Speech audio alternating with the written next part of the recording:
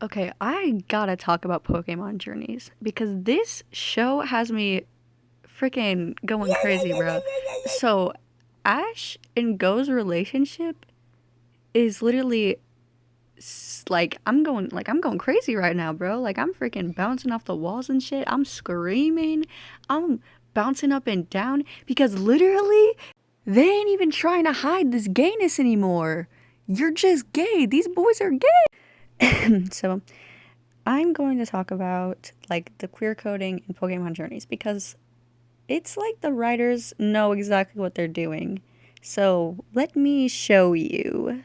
So in literally like the second episode at the end, when Ash's mom is leaving, she tells Go to look after Ash. If you try to look at this from just a non-biased viewpoint, like you don't ship Ash and Go, this is usually something that a mom would say to like her son's girlfriend, like, hey, take care of my son, don't break his heart. Like, why would she say that to Go? Like, what is the reason of that? And I mean, like, maybe she's not saying don't break Ash's, like, maybe she's not saying it to, like, keep Ash safe, don't break his heart, but she hasn't said that to like any other companions, which is interesting. So why Go? What makes Go so different? Like, okay. Not to mention, right after his mom says this, Ash is like blushing and shit. He's like, Mom, stop. Checkmate, homophobes. But just you wait, sisters. There's more. Yeah, so Go tells Ash's mom, like, yep, leave it to me.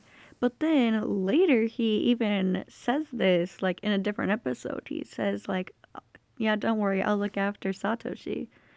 Okay, why would you just bring that up like that? Like, for a non-romantic reason, I mean.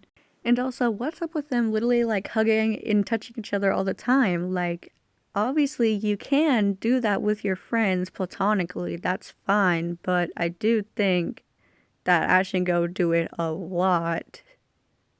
And I mean a lot. Like, they be hugging and like fist bumping and everything every episode. So anyways, the main thing I want to talk about was the episode, where they like break up 135, I think it was. Well, there's actually a lot of stuff in this that I want to talk about. So this was brought to my attention by a Tumblr user, Chernika Stan. So go check them out. Obviously, I do not have credit to this. But first, I want to mention what they said about the flowers in the last episode. So yeah, at the end of episode 136, these flowers are shown next to a picture of Ash and Go, as I showed you. And what he said was that these flowers represent like innocence and love, and they're a common gift between young lovers. So explain that in a heterosexual manner. I mean, like, what is straight about that, really? Oh, and this part is my favorite. So, not to mention in this episode, there's tons and tons and tons of just times that I'm sitting there and I'm like, these dudes are so gay. But also the fact that this Tumblr user pointed out to me a connection that might be between the flowers and Ash's Butterfree, which is crazy. But I mean, look, it makes sense. The colors match the Butterfree perfectly, and they're even like in the same spots that the Butterfree are. So are they trying to say that these little boys are just two little Butterfrees in love? Because that is honestly so fucking cute. I'm gonna cry. But no, seriously, any non-shippers out there, I'm really curious as to what your opinion is on this matter, because seriously, there's no way that that is not queer coding. Like, they're literally just, they're literally. Wait, I was gonna talk about 135. Oh yeah, right.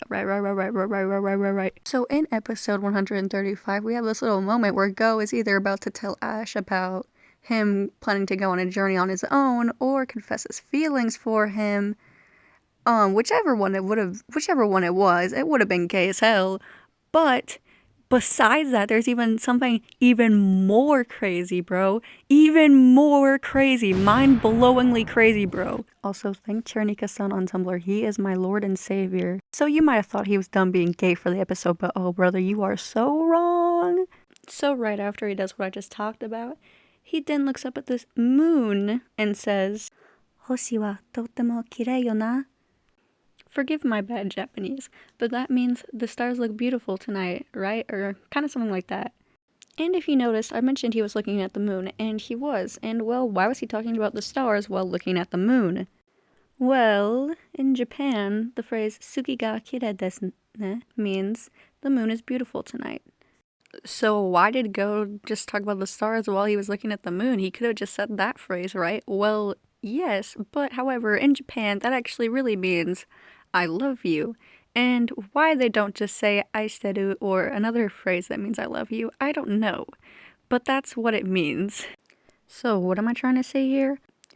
I think that they changed the wording to make it sound like he's talking about the stars to kind of hide the fact that he's actually confessing his love in a little subtle way. So basically, Pokemon Journeys is gay. Thank you for coming to my TED Talk.